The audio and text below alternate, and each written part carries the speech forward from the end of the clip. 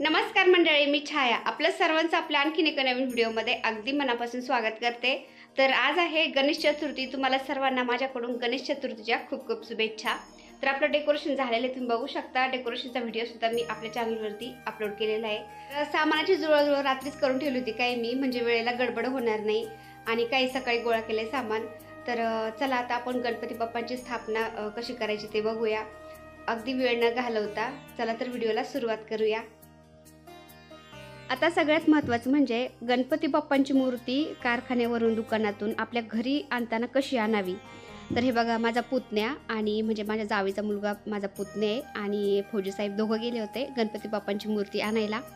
तर गणपती बाप्पांची मूर्ती घरी आणताना गणपती बाप्पांचं तोंड हे आपल्याकडे पाहिजे, म्हणजे ज्याच्या हातामध्ये गणपती बाप्पांची मूर्ती ना त्याच्याकडे तोंड पाहिजे आणि समोरच्या व्यक्तीकडे पाठ पाहिजे। कारण गणपती बाप्पाच्या समोरच्या भागामध्ये सगुण तत्व असतात आणि पाठीमागच्या भागामध्ये निर्गुण तत्व प्रक्षेपित होत असतात। मूर्ती हातात धरणारा पूजक असतो, त्यामुळे तो सगुणातील कार्याचा प्रतीक असतो। त्यामुळे गणपती बाप्पांची मूर्ती घरी आणताना ज्याच्या हातामध्ये गणपती बाप्पांची मूर्ती आहे त्याच्याकडे तोंड पाहिजे आणि दारामध्ये गणपती बाप्पा आल्यानंतर गणपती बाप्पांचं तोंड फिरून घ्यायचं, आपल्याकडे करायचं म्हणजे आपल्या घराकडे करायचं आणि त्यानंतर गणपती बाप्पांचं औक्षण करायचं।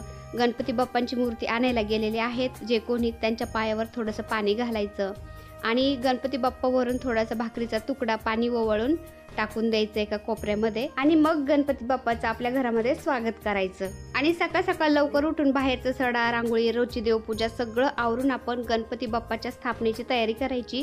आणि नाहीतर मग आपण रात्रीचं जरी थोडंसं सामानाची जुळवाजुळव केली ना, टायमाला आपल्याला म्हणजे घाई गडबड होत नाही। तर मी थोडीशी रात्रीची तयारी करून ठेवली होती आणि सकाळी लवकर उठून सगळी तयारी करून घेतली।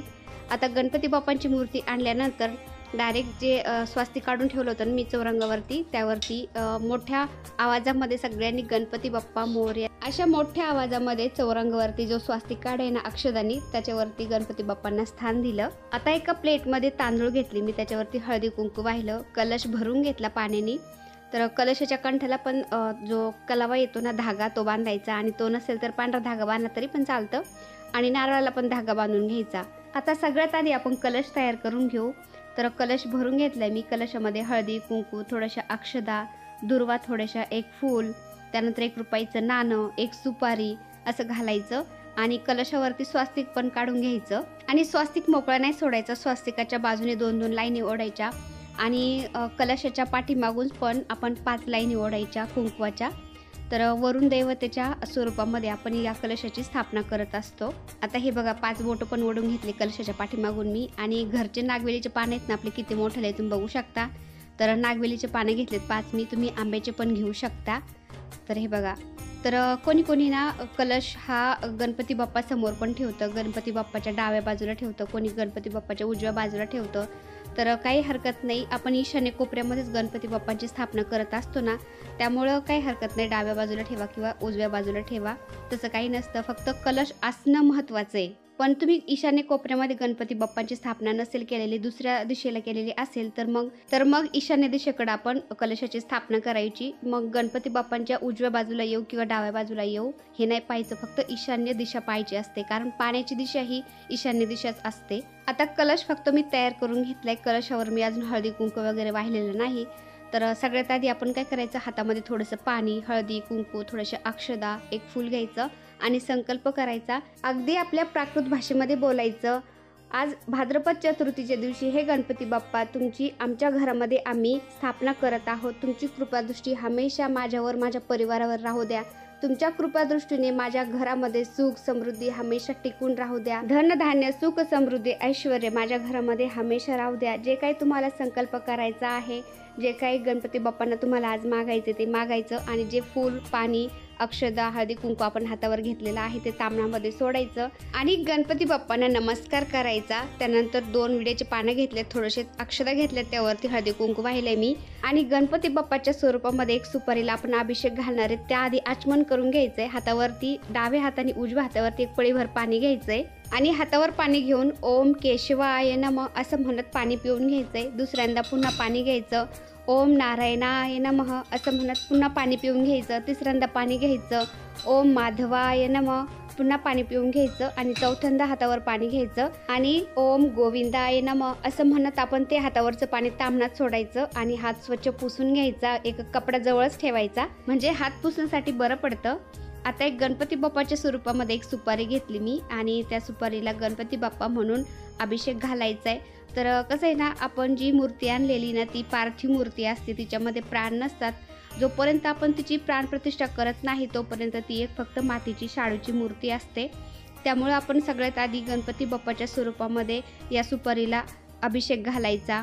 आधी पाण्याने घालायचा, नंतर पंचामृताने घालायचा, पुन्हा पाण्याने अभिषेक घालायचा आणि सारखं मंत्र उच्चारण करायचे आपण ओम गण गणपते नमः, ओम गण गणपते नमः असं म्हणत। आणि गणपती बाप्पाला असं म्हणायचं आपण प्राकृत भाषेमध्ये, अगदी साध्या सोप्या भाषेमध्ये, कारण सगळ्यांनाच मंत्र येतात असं नाही आहे। त्यामुळे हे गणपती बाप्पा मी तुम्हाला पाण्याने अभिषेक घालत आहे, हे गणपती बाप्पा मी तुम्हाला पंचामृताने अभिषेक घालत आहे, हे गणपती बाप्पा मी तुम्हाला पाण्याने अभिषेक घालत आहे पुन्हा असं म्हणायचं।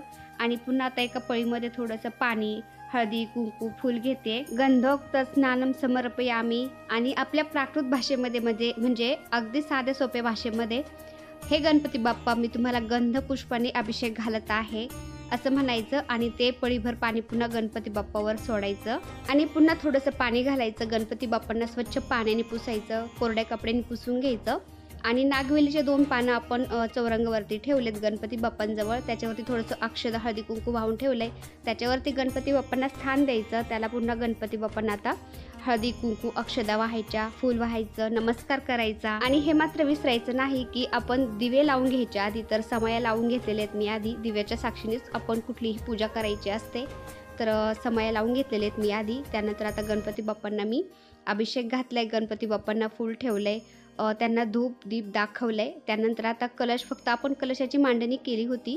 गणपती बाप्पांच्या पूजेनंतर मी कलशावरती सुद्धा हळदी कुंकू अक्षदा फूल ठेवलंय आणि नमस्कार करून आता गणपती बाप्पांना विडा ठेवते। तर विडा सुद्धा आपण गणपती बाप्पांना नक्की ठेवायचा असतो। खारीक, खोबरं, बदाम, सुपारी, हळकुंड आणि त्याच्यावरती 3 वेळा असं पाणी ओवाळायचं विड्यावरून। आता कलशाची स्थापना झाली, गणपती बाप्पांची पूजा झाली। आता आपण गणपती बाप्पांच्या तोंडावर जे आपण वस्त्र टाकलं होतं गणपती बाप्पांवरती ते काढून घेऊ।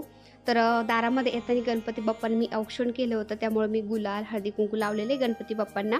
आता गणपती बाप्पांना अभिषेक कसा घालायचा असतो, कारण ती शाडूची मातीची मूर्ती असते ना, तर जास्त पाणी काही टाकून जमत नाही, त्यामुळं अगदी फुलावर थोडंसं पाणी घ्यायचं आणि ओम गण गणपते नमः, गणपती बाप्पा मी तुम्हाला पाण्याने अभिषेक घालत आहे, पुन्हा पंचामृतात थोडंसं फूल बुडवायचं, हे गणपती बाप्पा मी तुम्हाला पंचामृताने अभिषेक घालत आहे असं करत आपण अगदी फुलाला जेवढं पहिल्या वेळेस बुडवले ना आपण, थोडंसं पंचामृत पाणी आल्याने तेवढं शिरकायचं थोडंसं गणपती बाप्पावरती आणि अभिषेक घालायचा। जास्त काही पाणी पंचामृत शिडकायचं नाही मूर्तीवर, नाही तर मग आपली गणपती बाप्पांची मूर्ती ना ती खराब होऊ शकते। आणि त्यानंतर सगळ्यांच्या हातामध्ये थोडेसे अक्षता द्यायच्या आणि ओम असं म्हणायचं 3 वेळा आणि ते हातामध्ये अक्षता आहेत ना त्या गणपती बाप्पावरती सगळ्यांनी सोडून द्यायच्या।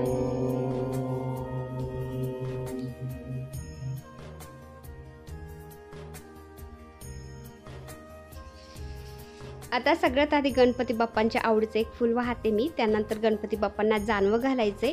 तर गणपती बाप्पांच्या डाव्या बाजूकडून उजव्या बाजूकडे आलं पाहिजे असं जानवं घालायचं आणि सुपारीच्या स्वरूपामध्ये गणपती बाप्पांची मी स्थापना केली ना, त्यांना तर मी कापसाचं वस्त्र व्हायचंच विसरून गेले, त्यांना पण कापसाचं वस्त्र मी घातलं। त्यानंतर मोठे गणपती बाप्पा आहेत ना त्यांना पण मी कापसाचं वस्त्र घातलं आता आणि अशी कापसाची माळ आणलेली मी ती पण घालते, खूप छान वाटते। तर आपण ओम जेव्हा म्हणतो आणि अक्षदा गणपती बाप्पांच्या वरती टाकतो त्यावेळेस गणपती बाप्पामध्ये थोडेफार प्राण आलेले असतात, तर अजून आपल्याला प्राणप्रतिष्ठा बाकी आहे ती पण करायची, तर ती पण मी तुम्हाला दाखवते। त्याआधी आता हे कापसाचं वस्त्र हार घालून घेते। आता गणपती बाप्पांना हळदी कुंकू गुलाल वाहून घेतला मी, त्यानंतर मूषकराज असते गणपती बाप्पांच्या जवळ, तर मूषकराजला पण मी हळदी कुंकू अक्षदा वाहून घेतल्यात। त्यानंतर तुम्ही बघू शकता फौजी साहेबांनी त्यांचा डावा हात त्यांच्या हृदयाला लावलाय आणि त्यांचा उजवा हात गणपती बाप्पांच्या हृदयाला लावलाय आणि दुर्वांनी गणपती बाप्पांच्या हृदयाला, दोन्ही डोळ्याला, त्यानंतर दोन्ही हातांना असं स्पर्श करायचंय दुर्वांनी आणि असं म्हणायचं आहे, हे गणपती बाप्पा मी तुमच्यामध्ये प्राण आणत आहे, तुमच्यामध्ये प्राण येऊ द्या. हे गणपती बाप्पा, मी तुमच्यामध्ये प्राण आणत आहे, तुमच्यामध्ये प्राण येऊ द्या. आणि पुन्हा थोडंसं वाटीमध्ये तूप घ्यायचंय आणि थोड्याशा दुर्वा घ्यायच्यात आणि दुर्वांनी पुन्हा त्या तुपामध्ये दुर्वा बुडायच्या आणि गणपती बाप्पांच्या दोन्ही डोळ्याला, सोंडीला, दोन्ही हातांना, पायाला असं त्या तुपामध्ये बुडून दुर्वा लावायच्यात आणि पुन्हा म्हणायचं, आधी डोळ्याला दुर्वा लावायच्या तुपामध्ये बुडून, हे गणपती बाप्पा मी तुमची प्राण प्रतिष्ठा करत आहे, तुमच्यात प्राण येऊ द्या. हे गणपती बाप्पा मी तुमच्यात प्राण आणत आहे, तुमच्यात प्राण येऊ द्या. असं म्हणत आपण ते अशा तुपात बुडून दुर्वा लावायच्या आहेत. इतक्या पण तुपामध्ये दुर्वा बुडायच्या नाही की आपली मूर्ती खराब होईल. अगदी थोडेसे दुर्वाचे शेंडे बुडवायचे फक्त आणि गणपती बाप्पांना असा स्पर्श करायचा आहे, डोळ्यांना, दोन्ही हाताला, सोंडीला, दोन्ही पायाला असं करायचंय. गणपती बाप्पा मी तुमच्यात प्राण आणत आहे, तुमच्यात प्राण येऊ द्या. तर मी मुद्दामून फौजी साहेबांना आणि मुलांना जवळ घेऊन त्यांना सगळं करायला लावते, कारण आपण घरामध्ये एकटी लेडीज असल्यानंतर कधी काय प्रॉब्लेम येईल सांगता येत नाही. त्यामुळं जेंट्स लोकांना सुद्धा हे सगळं आलं पाहिजे. त्यामुळं मी त्यांना सुद्धा असं शिकवते, सांगते, ते सुद्धा तसं करतात. मग तर गणपती बाप्पांच्या मध्ये असे तुपामध्ये बुडून दुर्वांनी प्राण आणल्यानंतर त्या तुपाच्या काड्या पुन्हा गणपती बाप्पांच्या चरणाशी तिथं ठेवून द्यायच्यात. आणि आता गणपती बाप्पांची एकट्यांची नसती स्थापना करायची नुसती, तर रिद्धी सिद्धी सुद्धा ठेवायच्या, त्यांची सुद्धा स्थापना करायची असते. तर गणपती बाप्पाच्या दोन्ही बाजूने मी असं तांदळाचं आसन दिलंय. तर सुपारीच्या स्वरूपामध्ये रिद्धी सिद्धी मातेला आपण स्थान द्यायचं असं तुम्ही बघू शकता. अशा सुपाऱ्या आणलेल्या आहेत मी डिझाईनच्या, तर त्यांनीच मी स्थान देते रिद्धी सिद्धी मातेला. पुन्हा रिद्धी सिद्धी मातेला हळदी कुंकू वाहायचं, अक्षदा वाहायच्या, फूल वाहायचं आणि रिद्धी सिद्धी मातेला कापसाचं वस्त्र पण घालायचं आणि त्यांना नमस्कार करायचा तुम्ही बघू शकता. तर गणपती बाप्पांबरोबर रिद्धी सिद्धी मातेला सुद्धा स्थान द्यावं लागतं, त्यांची सुद्धा पूजा करायची असते. आणि गणपती बाप्पांची रिद्धी सिद्धी मातेबरोबर पूजा झाल्यानंतर गणपती बाप्पांना पुन्हा नमस्कार करायचा, सगळ्या देवांना नमस्कार करायचा. आणि हे गणपती बाप्पा रिद्धी सिद्धी मातेबरोबर माझ्या घरामध्ये तुम्हाला मी स्थान दिले, तुमची स्थापना केलेली आहे, तुमची कृपादृष्टी हमेशा माझ्या घरावर, माझ्या परिवारावर राहू द्या असं बोलायचं.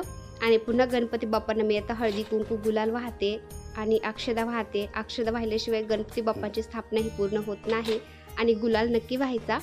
तर तुम्ही बघू शकता आपली पूजा ही झालेली आहे. तर गणपती बाप्पांना नमस्कार केल्यानंतर सगळे आपल्या ग्रामदैवत, कुलदैवत सगळ्या देवांना सुद्धा नमस्कार करायचा. आता नैवेद्य दाखवते मी, तुम्ही बघू शकता गुळ खोबऱ्याचा नैवेद्य गणपती बाप्पांना खूप आवडतो. तर गणपती बाप्पांना गुळ खोबऱ्याचा नैवेद्य ठेवते मी. आणि प्रत्येक वेळेस आपण असं म्हणायचं आहे, गणपती बाप्पा मी तुम्हाला हळदी कुंकू वाहते, गणपती बाप्पा मी तुम्हाला अक्षदा वाहते, गणपती बाप्पा मी तुम्हाला धूप ओवाळते, गणपती बाप्पा मी तुम्हाला नैवेद्य ठेवते. असं म्हणजे प्रत्येक वेळेस आपण आपल्या प्राकृत भाषेमध्ये म्हणायचं. संस्कृत सगळ्यांना येत नाही, त्यामुळं आपण आपल्या भाषेमध्ये म्हणलं तरी पण चालतं. साधी भोळी भाबडी पूजा केली ना तरी देवापर्यंत नक्की पोहोचली जाते, कारण आपल्या मनातले भाव महत्त्वाचे आहेत. आपल्या मनातले भाव पाहत असतो देव. तुम्ही काय करता काय नाही करत ते नाही पाहत, साधी जरी पूजा केली तरी चालते, फक्त मनामध्ये भाव पाहिजे. कारण शेवटी भाव तिथे देव, भाव असतील तर देव नक्कीच आपल्याला प्रसन्न होतो. भक्त नामदेवांनी पण पंढरीच्या पांडुरंगाला आपल्या स्वतःच्या हाताने जेवू घातलं होतं आणि त्या पंढरीच्या पांडुरंगाला सुद्धा त्या नामदेवाचं हातचं जेवण करावं लागलं होतं, अगदी आपल्या कमरेचे हात खाली घेऊन. तर देव फक्त मनातले भक्तिभाव पाहत असतो, बाकी काही नाही. मनातले भक्तिभाव आपले जर खरे असतील, भक्तिभावाने जर पूजा केली तर देव नक्कीच आपल्याला प्रसन्न होतो. त्यामुळं असं केलं तसं केलं काही नसतं, फक्त जे करायचं ते फक्त भक्तिभावाने केलं पाहिजे. आता दुर्वा पण कोणी म्हणतं इथं ठेवाव्या, तिथं अर्पण कराव्या, तसं काही नसतं. गणपती बाप्पांचं फक्त मुख म्हणजे तोंड सोडून आपण गणपती बाप्पाच्या शरीरावर कुठंही दुर्वा अर्पण करू शकतो. फक्त एवढं लक्षात ठेवायचं की दुर्वांचे जे शेंडे आहेत ना ते आपल्याकडे झाले पाहिजे आणि जे देठ आहेत ना दुर्वाचे ते गणपती बाप्पांकडे झाले पाहिजे. तर असं बोलतात की गणपती बाप्पांच्या दोन्ही कानाजवळ किंवा माथ्यावर आपण दुर्वा अर्पण करू शकतो, किंवा दुर्वांनी पूर्ण शरीर जरी झाकवलं ना आपण गणपती बाप्पांचं तरी पण चालतं. तर गणपती बाप्पांना दुर्वांनी थंडावा मिळतो, त्यामुळे गणपती बाप्पांच्या शरीरावर कुठेही आपण दुर्वा ह्या अर्पण करू शकतो. तर गणपती बाप्पांची मांडणी पूजा झाल्यानंतर गणपती बाप्पांना नैवेद्य ठेवायचं आहे आणि आरती करून घ्यायची. तर नैवेद्यामध्ये मी मेवा, ड्रायफ्रूट, त्यानंतर मोदक, फळं, लाडू असं ठेवलं आहे. तुम्हाला जे ठेवायचं तुम्ही ते ठेवू शकता. तर तुम्ही बघू शकता अगदी साध्या आणि सोप्या पद्धतीने आपल्या प्राकृत भाषेमध्ये बोलून मी गणपती बाप्पांची प्राणप्रतिष्ठा स्थापना केलेली आहे। तर गणपती बाप्पा आपल्या घरी आलेले आहेत। काही मनात येऊ द्यायचंच नाही, हे चुकलं ते चुकलं, असंच झालं तसंच झालं। आपल्या साध्या भोळ्या भावड्या मनाने जेवढी पूजा येते ना आपल्याला तशी आपण करायची। देव म्हणत नाही तुम्हाला मला असंच करा तसंच करा। गणपती बाप्पांची स्थापना झाल्यानंतर आम्ही सगळ्यांनी आरती घेतली, घरातल्या देवांना आरती दिली, घरामध्ये आरती फिरवली, आम्ही सगळ्यांनी आरती घेतली, प्रसाद ठेवला गणपती बाप्पांना। तर गणपती बाप्पांच्या स्थापनेचा मुहूर्त आज सकाळी 11 वाजल्यापासून ते 1:30 वाजेपर्यंत आहे। पण आपल्याला त्या वेळेमध्ये जर गणपती बाप्पांची स्थापना करायला नाही जमलं तर आपण संध्याकाळपर्यंत गणपती बाप्पांची स्थापना करू शकतो। पण संध्याकाळी 5:30च्या नंतर आपण गणपती बाप्पांची स्थापना नाही करू शकत, कारण तोपर्यंत आपली चतुर्थी तिथी ही संपून जाते। तर ताई दादा मावशींनो, हा व्हिडिओ मी जास्त काही एडिट केलेला नाही आहे, जसा शूट केला तसाच मी अपलोड करते। तर काही चुकलं असेल तर प्लीज समजून घ्या। तर अशी मी पूजा केलेली गणपती बाप्पांची, काही चुकलं असेल तर ते माझं, बरोबर असेल तर ते देवांचं। तर आजचा व्हिडिओ कसा वाटला कमेंट करून नक्की सांगा। व्हिडिओ आवडला असेल तर एक लाईक करा, चॅनलवर नवीन असाल तर प्लीज आपल्या चॅनलला सबस्क्राईब पण करा। चला तर भेटूया पुन्हा अशाच एका छानशा व्हिडिओ बरोबर, तोपर्यंत बाय बाय। व्हिडिओ पाहिल्याबद्दल धन्यवाद। सर्वांना श्री स्वामी समर्थ।